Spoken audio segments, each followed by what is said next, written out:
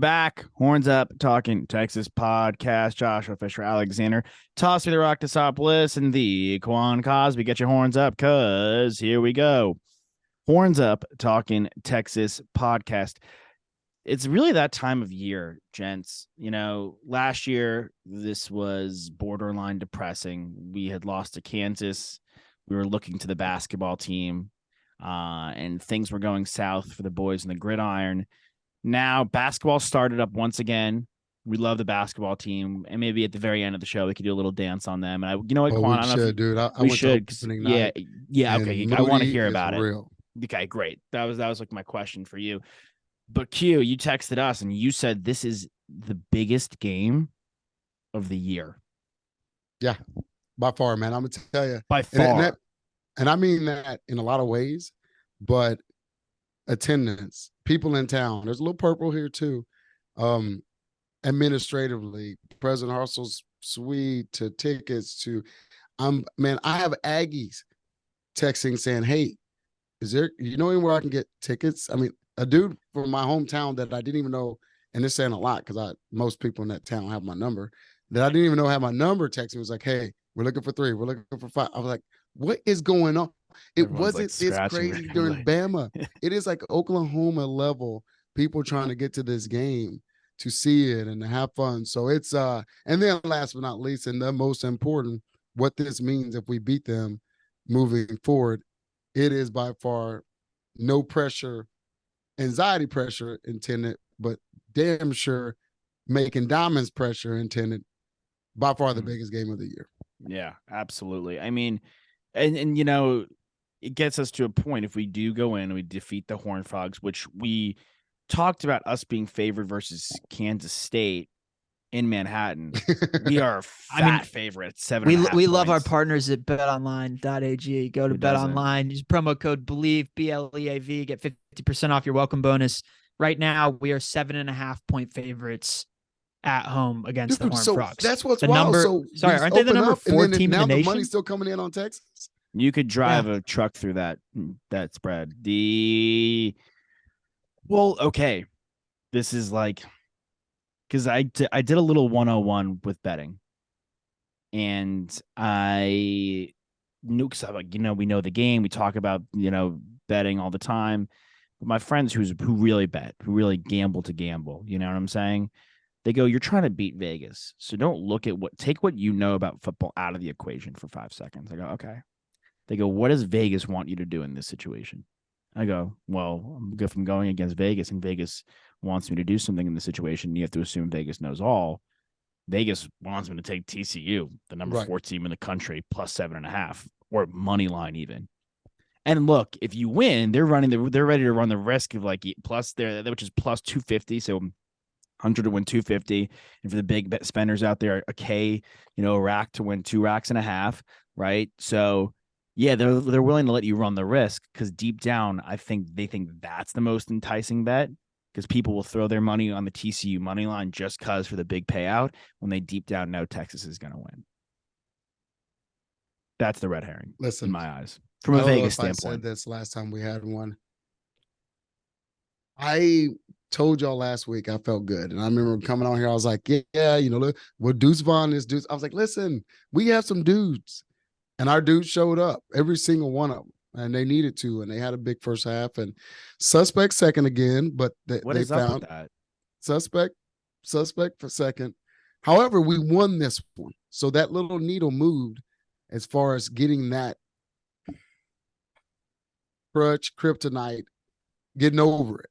And so I think that was good. But the only game I didn't feel that great about was the Oklahoma State game. That game weirdly sucked. I'm going into this one again thinking I'm feeling freaking good about it. And I think my game changer might be Gary Patterson in our locker room. Oh, yeah. Let's talk about the elephant in the room right there. I mean, we have him on our side. That dude knows Doug, and he knows his personnel on a very real level. And half of what and by the way, it's personal to him. I guarantee you, Sark's like, hey, Gary, I need you to relax a little bit. We need to calm down. He's so fired up, want to kick their butt. It's not going to mean, and it's not even that it's not like a bad thing. It's not a petty. That's a competitor thing. Sonny took over. It was a weird deal that they didn't do him right. You're playing it in Austin, which makes it even sweeter for his first year. I just feel like, man, he's going to be coaching his butt off. Fortunately, the kids are responding to that now. Defense ultimately got it finished. We've been talking about finishing. Defense, sack, fumble. That it still probably should have been a blowout. But, and I got to say this too. I was at a gala last night, sidebar, Sergio Garcia's gala and Angela.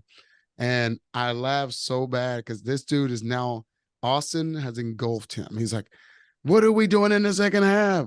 He's like, they're just not finishing. And and it was so funny. I'm like, dude, you're a little Spaniard, but look at you trying to talk about some football. So we all know that we still need to do a little bit more. And he's like, and the way he put it, because he is an emotional golfer, which some people love it, some people hate it. They don't want to put their foot on their throat and twist and press down harder. And he's right. So there's still work to do. But the Patterson piece of it, what Quinn at home has been, I feel weirdly, I'm with Vegas. I feel weirdly good about this game. I feel good about it. And I think I just have a couple questions for you, Q. One being, why does that happen in the second half? Like, I hate to be so general and open-ended about it, but like, it's so confusing. We come out and we drop 31 on them in the first half, yet we're so conservative in the second half, yet the play calling kind of almost completely changes, and we're the opposite of what we were. And we're so reliant on our defense to get stops, almost too reliant on our defense to get stops. Why does that happen? You know, I talk a lot about the psychological aspect. Sure. You go into a game, you got the hype, you know halftime's coming. You're not that worried about it. Mm-hmm. You're executing, you're loose. You come out at halftime, you got 2 quarters to finish this, and that creeps in your head. And both sides, coaches and players. And they've just kind of, especially with the big leads, no lead is ever big enough. And weirdly, whether it's Sark said, Oklahoma say, I probably should have ran it a little bit more. The players drops, fumbles. Even if you go back to last game, we say, why does it happen? Yes, Sark is a good coach. He takes a level of responsibility. And there's some little things there that even he's said about himself, but he didn't say fumble the ball twice. He didn't say not fall on the fumble. So the players just, it gets, that pressure still gets to them a little bit. They haven't been there before. They haven't consistently finished people or taken it to another level in the fourth. Even go back to Herman era, it was all 3-point games, every single one of them. So they just don't know how to finish on that level still yet. And they have to get that out of their brain. It is absolutely crippling them. Now, we saw on the defensive side, they're finishing better in the second half now. Even before the sack fumble, they're finishing better because other teams scoring a little bit, but there hadn't been a team put, 28 points on us in the second half. It's 14 here, it's 21 there, late game craziness, overtime, all the above. So it's still psychological, man. And that takes time and growth. And our seniors that are there have struggled at this since they've been there. Our young guys don't know any better. So until you have somebody until you get a guy like old boy at Ohio State to say, I'm going to take this game over, a Joseph Osai type guy, you're going to have to go with those growing pains and try to collectively get it done. Such a complicated game. Like there are certain parts of, I think about this all the time, like inexplicable parts of sports where the fact of the matter is that a lot of people don't realize that haven't played sports. And obviously I never played at a level that you did, Quan, but I played high school basketball. I played high school volleyball, played IM basketball at UT, won a couple of IM championships. Shout out. I played at a level that Quan did in my dreams. So, but, and you're talking about, it's interesting. You bring up Sergio, but like, you can't play the front 9 and then just like give up on the back 9, but the level of focus that it takes to also finish off the round 16, 17, 18 and play your best golf on those last 3 holes, the level of mental and physical focus to maintain at the level of consistency throughout that entire round, it's nearly impossible. It's why Tiger Woods, when he was in his prime, was as good as he was. And why he's such a rarity, why we marvel at these guys like Tiger Woods, like Tom Brady, like Steph Curry. Those ones that get stronger in the end of that. Hey, as great as Scotty Scheffler is to the golf analogy, he four-putted to win the Masters. He was winning by so much it worked out, but that level of focus, he four-putted. But the thing about that is the competition in the Big 12 is good enough where you can't four-putt that 18th hole, right? Even if you give yourself a cushion, like more still needs to be done. And thankfully last week it was 3 points. That's all we got done, but it was enough. Right. And then the defense at the end, what I've seen in growth from last year versus this year is that something did give up in that last year's on the defensive side of the ball. The complementary football worked so far against us that our defense didn't have enough gas, but they've had enough gas in the second half. And so it's on the offense to step up. And like you said, Quan, it's Sark, it's the players executing, it's all across the board, right? Everyone is culpable and responsible. It's a team game. It's a team effort. And I'm excited. The Patterson part is really interesting. I love that we're playing at home because what an experience it would be for that guy to go back to Fort Worth and be hounded by purple around him, right? Like he'll get it next year, but like after ruining their playoff chances. I'm glad it's not this year. I really am. Yeah, that was it. It bodes us better. It's a great point. I know the golf analogy is awesome, and I want to throw one, just kind of going to the game plan section. Q. Like I'm sure there was running quarterbacks that you had gone against in college, but you were privy to probably and this is unbiased, like probably the best to ever do it. Yeah. So I mean, there's the old saying you can't stop him, you can only hope to contain him. Yeah, and I hate Vince. Exactly. That's what I'm getting at. I'm getting vet at VY and. I don't know. Like obviously Max is not at that level, but look, he's given us fits before. He's probably the guy that everyone is looking around and being like, why is nobody talking about him for the Heisman?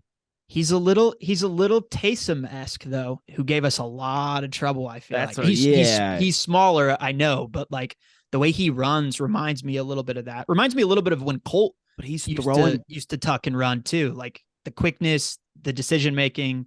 It's going to be something to deal with. How do you game plan for that, Q? Because he's you can throw now. And when I started with Gary Patterson, that's why. Yeah. There's nobody that doesn't know Max. I mean, he recruited him. He know what he's capable of. He know what he's like. I mean, that dude, the way he studied the game, and going back to, I don't think he runs better than, Sanders. I don't think he runs better than the guys we faced the last 2 to 3 weeks. So I think they're very prepared. He has great timing, but it's also some other factors. His starting receiver is questionable. Duggan is a little banged up. There's a lot of situations, timely situations. Now, of course, they can throw that out there and everybody and their mom will be healthy.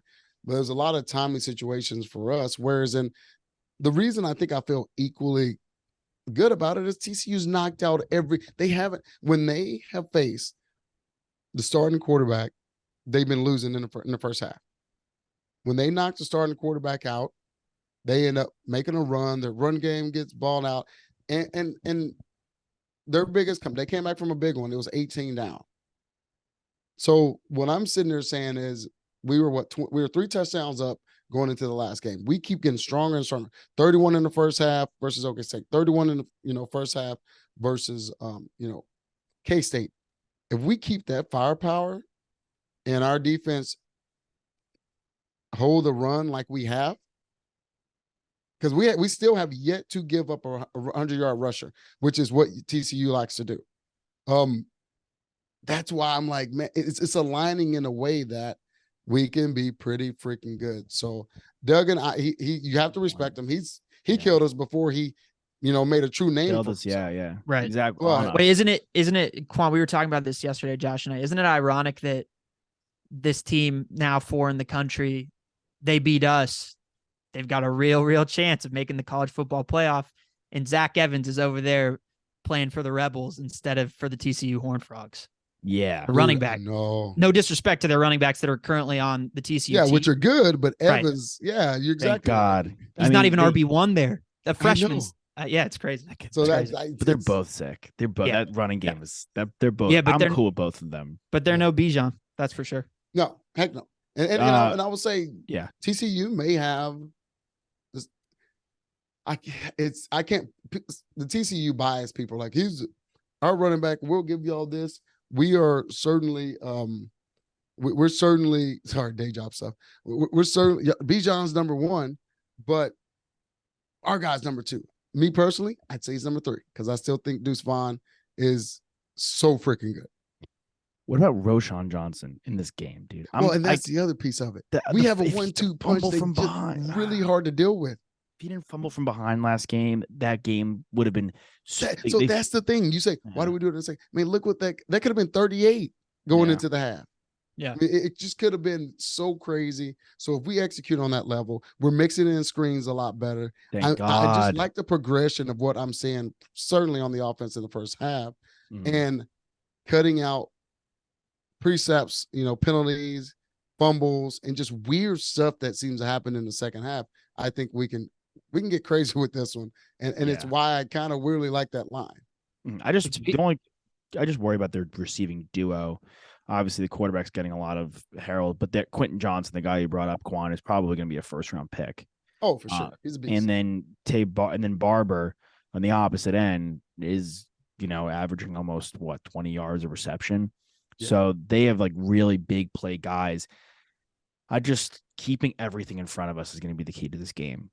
Really making it tough for them. And I just worry because we had a one long ball last time. I just don't want to get beat over the top. That would crush me because that's just the most deflating. And it always happens on like 3rd and 8. Like we're about to like pin them and get a punt, and they just kind of go for like a 40-yard bomb, like Quentin or Barber. I know, but again, I remember when we first talked about it, I was like, this feels weird, feels a little icky. I don't understand it. This is wild. Not because I don't respect and like Gary Patterson, but because he was on the other side recruiting as hard as anybody against us. And now I'm going, I'll be John Brown. I'm going to have to give CDC some level of credit. Sark. This is shaping up to be arguably one of the biggest moves.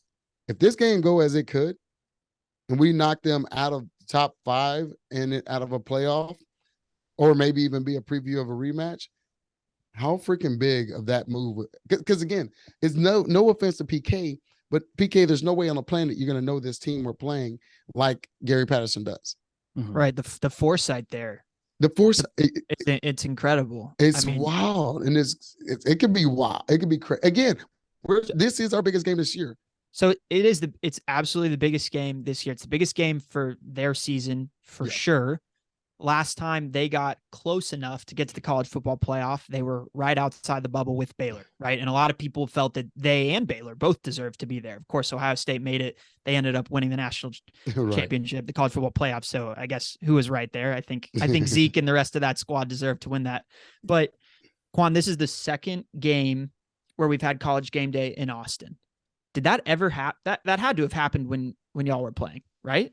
So I'm gonna tell you how crazy this is. So other than our year in 08, that had never happened. Even our 05 year.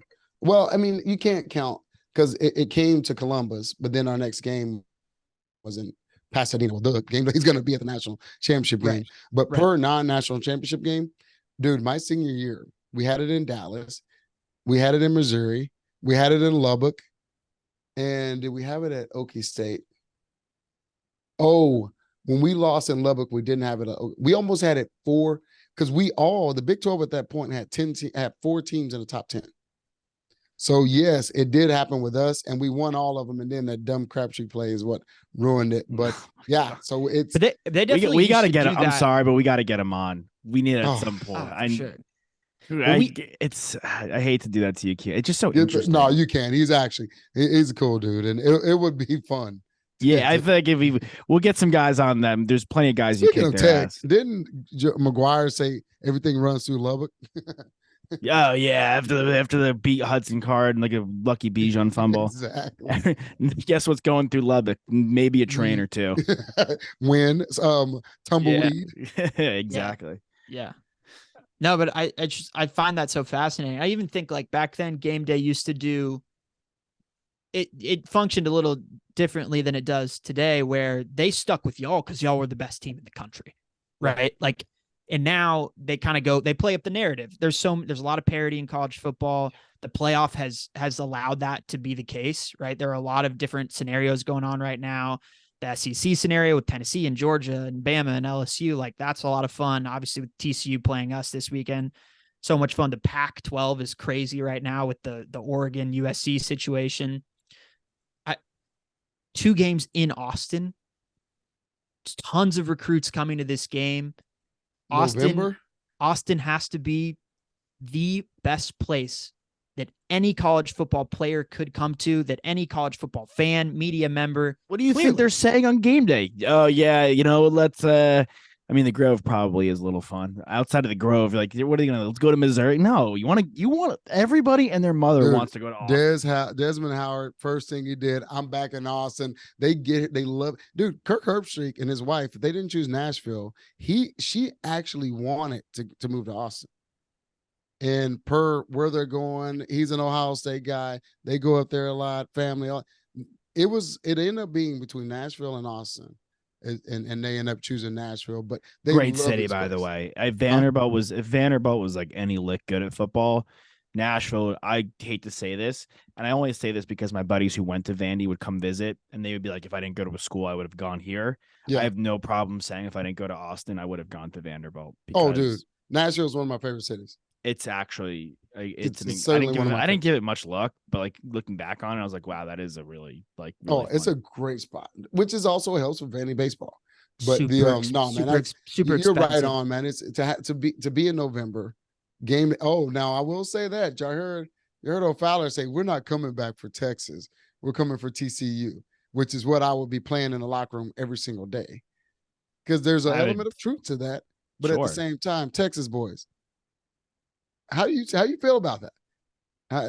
Take offense to that, and beat these dudes out of the freaking thing and let him eat his words. Think about all the years. Yeah. Think about all the years that you played, especially Q, and you're like, in the heyday, like every time y'all came into somebody's house, it was their chance to ruin your perfect season for the BCS. It was their opportunity to be like, okay, we're going to take away the national championship for the Horns. Put this shoe, we're putting the shoe on the other foot right now. Like, this is our opportunity, like Toss said, to ruin their season. I don't know about ruin. It's to stop. It won't ruin it. And I'm going to tell you why. Okay. Because right now they're riding high. Great. But they were picked 4th, 5th in the Big 12. Like, they're just riding high. This is our chance. Massive chance. They're a Texas team. Every recruiter in the state is here and some outside of it. Touching states. Sonny is a heck of a coach, as you can see, and a heck of a recruiter. He did a pretty good job at SMU. Then he did him pretty dirty and went to their cousin down the street. But who's laughing now? It's massive for all those reasons. Texas needs to run this state again, and you can't have a little bit TCU rolling in here undefeated, getting to the college playoff. Because that does matter. Who is going to be the first Texas school to get into the college playoff? Whoever that is also going to be in the top 5 in recruiting. It's going to have all the momentum. It's going to have a lot of things going for them. So taking that step to getting back to that Texas level of relevance, like having game day here. I don't care what old boys say. Austin matters, and UT absolutely. We kill the ratings every time the game day comes. And so, I mean, they literally probably don't even put up their freaking full set because they know they're going to be back at some point because they love the city. LBJ line has the storage for it, but that freaking matters, and that's why it's so big. Yes, it's the game. Yes, it's getting to the Big 12. Weirdly, I think there's still a weird scenario where it still probably could happen, but if TCU runs the table, there is. But so who has more pressure on them? 100% TCU. Okay. I agree with that. 100% TCU. Because I think if we have a ton of pressure on us. Don't get us. It is 100%. This is it that's what I'm saying. This is it though. Our pressure is inside the Longhorn family. Their pressure is national. Right. They are making a case for getting in because there's talk of them running the table and still not getting in. Right. So their pressure is national. Our pressure, because we're like, hey, let's take this next step. Hey, let's get to the Big 12. That's our pressure. It's Longhorn Nation. But their pressure is, hold on, we're the number. I mean, they're the highest rank in this era of their school history. So that's their pressure. So I think that the interesting thing, right, is like we were 5-7 last year, and we're going to be in the SEC in 2 years.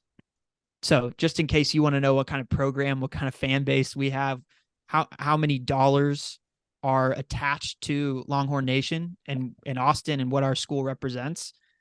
And then you look at TCU, and as I mentioned, there's going to be a ton of recruits at this game. But the majority of them, if Texas wins this game, they're like, okay, sign me up. This place is awesome. This school is awesome. This team wins. Hell yeah.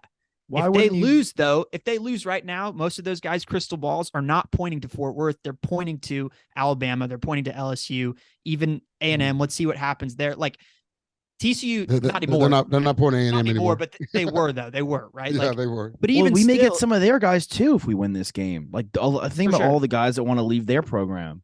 But right now, TCU, like, as good of a job as Gary Patterson did, the level of talent he was bringing in there, at least from like a rating standpoint, right? Whatever the guys do on the field is completely different. How they're coached, how they develop. We know that it's not always the 5 stars that end up being the best players, but they need this game so badly. They need it so badly to compete with the rest of the true blue bloods that are out there that don't even have to. TCU, again, they had a 12-0 season back in the day, but it was sleepy. They won a big Rose Bowl and all that. And then they had their back. You're right. You're from a Texas standpoint, you win this, you knock them off their high horse.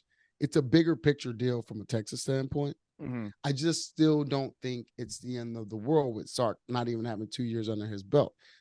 But again, it's a very big deal, a very big game, because we'll still go bowling.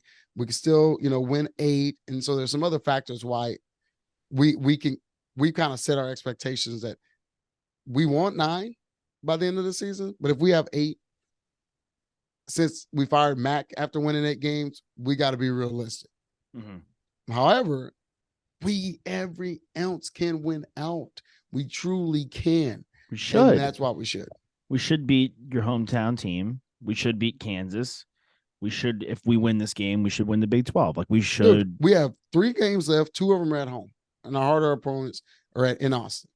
And this place, dang sure, is a home field advantage now. No, so there's a lot of reasons that this thing, we control our own destiny, and we truly need to control it.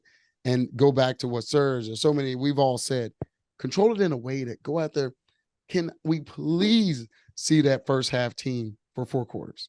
Yeah, and you know what? If please for 4 quarters, and you bring up a point about it being home field advantage. We've actually, we have work, whatever. We have interns that are UT alum. We always like to take the UT kids, and we're like, "Hey, you go to the game tomorrow?" And you're like, "Game? I'm going there at 4 a.m."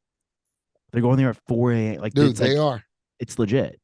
And then President Hartzell and all them are passing out donuts and stuff. Or is it donuts? Oh, no. Sorry. Can't do Chick-fil-A like that. It's Chick-fil-A little biscuits, honey butter something. Or some chicken biscuits. Whataburger. One of these. You better take a break, break from the tacos, bro, and go get some. I know. We need to get some taco deli in this mix. But yeah, so they're doing that at 5 o'clock in the morning because of that. So and again, that's something as big as Bama was and people did line up early. They didn't do that then. This thing is cool. It's great. It's friends. It's Texans. It's so many reasons. It's going to be an insane atmosphere. And I feel like we're going to kick that butt. Okay. Before we rock and before we get into the other insane atmosphere that we just need to hear a little bit about on the court, it's been our good luck charm. So Toss, we'll start with you. Score predictions. The spread is 7.5. I just had it up. I was looking at recruits. I got lost in the sauce there because Anthony Hill is going to be there. Peyton Bowen's going to be there. Like, again, like for recruiting purposes, like this is it. Time to put our money where our mouth is. It's a massive deal, and I'm not going to poo-poo that at all. Over under. Oh my God. Over under 65. I believe it. I'll go with mine. I'm going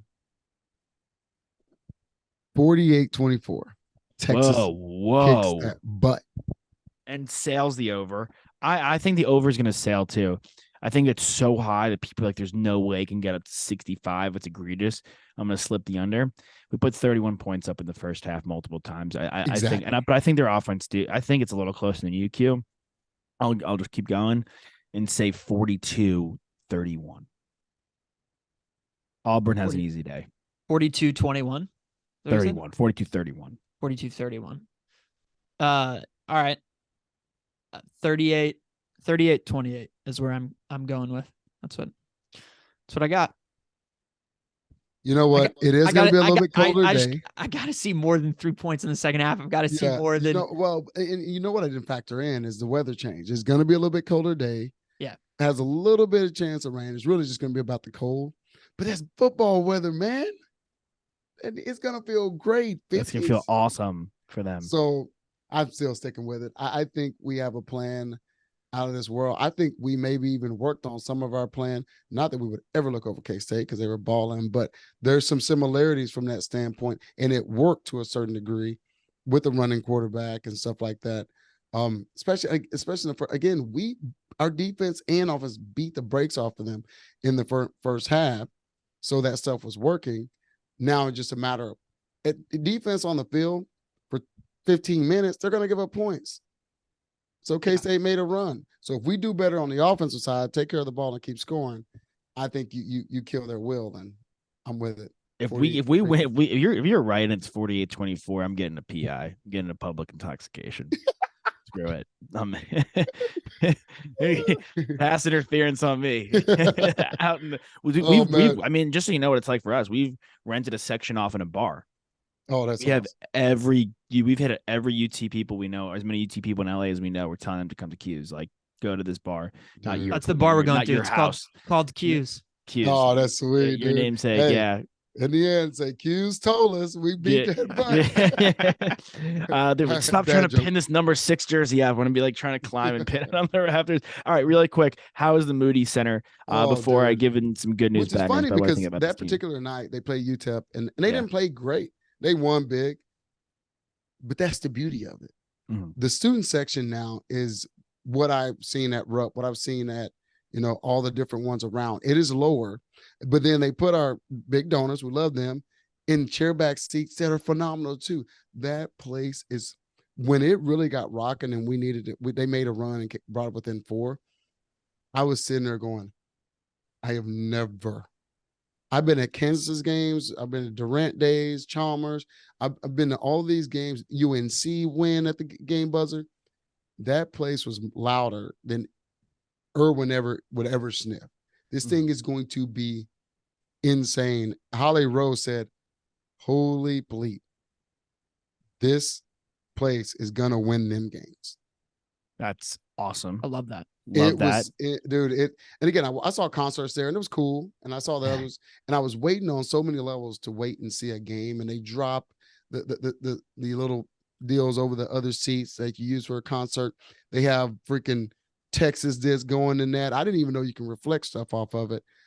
The music is it is next. It is, dude. As it should be. But even more like fodder for our football team. Like if we go win all these games that we have to, and we win out, we go to I think we probably end up in the Sugar Bowl at that point, right? Like it's a lock. We go win that game. We'd have 10 wins, which would be the same that Tom had in his second year when he went and won that Sugar Bowl. So that's an interesting comparison. Not that I think at this point we've discussed enough about Sark and Herman and how we feel about the two guys individually. A little bit different. Yeah. But that rollover effect that it's going to have for the rest of the fans, especially the ones that are like going to the basketball game because it's a fun thing to do. And they're like, I don't even know what that line is called when they get 3 points instead of 2, but like, that's cool. That guy hit it from deep. Like when those people are buying in too, because the stadium is electric and because kids are getting up at 4 a.m. to go to these football games. And then on Saturdays or whenever the games are on basketball, they're getting up at 4 a.m. Like that's what Kansas does in Lawrence. That's what Duke does in Carolina, like North Carolina, all these Virginia, like all these teams that, in college basketball have kind of run the table and been the number, the top 5 teams in college basketball. Like we've got the talent right now. There's no question about that. KenPom, we were number 2. Josh, your face right now, the one thing we need and what Chris will be so important with is the identity of this team, because we have a luxury of riches, but like they have to define roles. I mean, they can't shoot the 3 ball. That's why I'm making that face. They stink with the side of rice from 3. Well, you never start shooting well. No one starts off shooting well. That kid Tyrese Hunter, if I want him to be the identity of a team, because that guy whistle to whistle is one of the hardest players I've ever in the first 2 games at least. That guy is a dog. Everyone says they got that dog in him. That guy is a junkyard dog out there, ferocious, rebounding guard, aggressive to the hoop. That I want that to be the. If there's just going to be an identity of the team, I'm abandoning the 3 ball already 2 games into the season. I want that to be the identity of our team. But I like that you bring up the point. Like it should be like Madison Square Garden is the Mecca. And people are like, yeah, I'm going to the Garden tonight. And whether that means concert, Rangers game, Knick game, doesn't matter. It's an event. That's what Moody is getting, his reputation. I was talking to somebody about a basketball. I was like, oh, they're like, oh, basketball season started? I've been there twice for shows. I need to see a basketball. I mean, it is, dude, it is one of the top spots in this city that quick. That's now awesome. they've had Chris Rock was there last Tuesday. I mean, they've had Kevin Hart's already been there. All these young cats that I don't know, but the old school ones too. Eagles, Bon Jovi. Let's go. It's a sick venue, and I even saw freaking dump truck and monster trucks in there. But dude, me, Casey, Sinline, a bunch of us took our sons and saw monster trucks. It's fascinating all the different things in this short period of time I've seen, and all of them come second to what I saw from an atmosphere standpoint to what the basketball game was. Well, when we have Kansas coming, you brought Mario. Dude, Chalmers, it is going to be I mean, insane. The students are on the lower level, and then they have like a overflow area up there on the mezzanine to give them right above the, like, I forgot, Lowe's couch section. They literally have couches in this place. And then this other one has recliner chairs. Dude, it's crazy. I can't wait till y'all like get an AMC to Texas to watch one. Yeah, I want to watch. And he brought up Mario. He's now doing our Miami Heat show on the Believe Network. So when we play Kansas, we're gonna have a little fun guest over. Oh, we can go at it. Yeah, absolutely. All right, Q. Well, let's get back to it, man. Boots on the ground. Enjoy the game tomorrow. I'm not even gonna ask if you're going. I'll be there early. Get some Taco Deli in the morning. Get some Deli in the morning. Toss's ankle is injured, but I will do whatever it takes to rustle him off the couch. If I have to carry him myself, Madame Zeroni style, and make him sit there for the game. And we're gonna be getting loud at Q's, baby. All right, horns up. Talking Texas. Josh, Toss, and the Quan Cosby. Get your horns up, because we'll see you next time.